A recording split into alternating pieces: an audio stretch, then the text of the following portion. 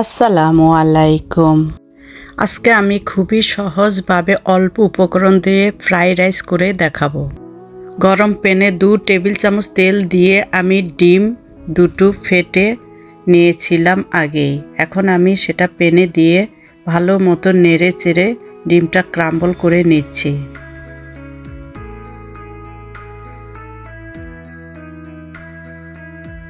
ডিম আমার ভাজা হয়ে গিয়েছে, এখন আমি এটা তুলে নিচ্ছি। একই ফ্রাই প্যানে আমি এখন আরও 2 টেবিল চামচ তেল দিয়ে দিচ্ছি, আর দিয়ে দিচ্ছি 2 টেবিল চামচ বাটার। বাটার দিলে ফ্রাইড রাইসটা খেতে খুবই সুস্বাদু লাগে। বাটারটা গলে গিয়েছে, এখন আমি দিয়ে দিব সামান্য একটু পেঁয়াজ কুচি দিয়ে ভালো মতো নেড়ে চেড়ে নিচ্ছি। এখন আমি দিয়ে দিচ্ছি মুরগির বুকের মাংস 1 টুকরা। এটা আমি ধুয়ে কেটে নিয়েছিলাম।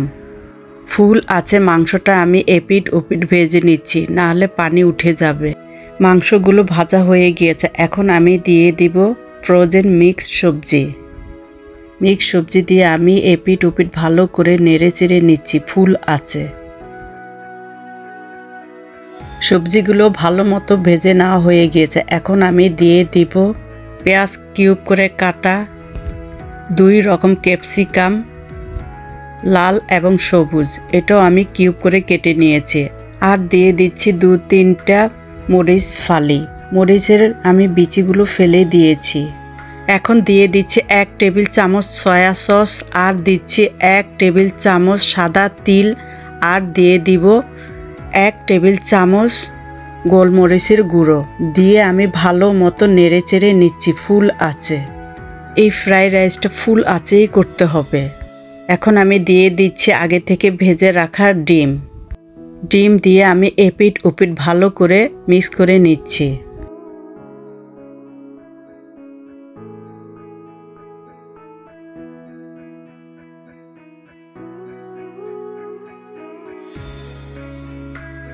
এখন আমি দিয়ে দিচ্ছি স্বাদ মতো লবণটা আমি সবার শেষেই দিয়েছি, কারণ লবণটা আগে দিয়ে দিলে আমার কাছে মনে হয় সবজিটা বেশি সিদ্ধ হয়ে যায়।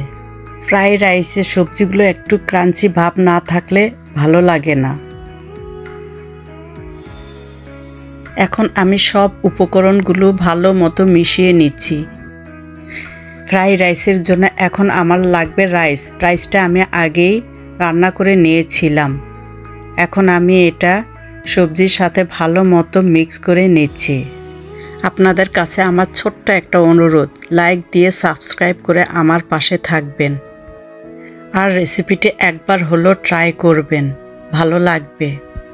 আল্লাহ হাফেজ।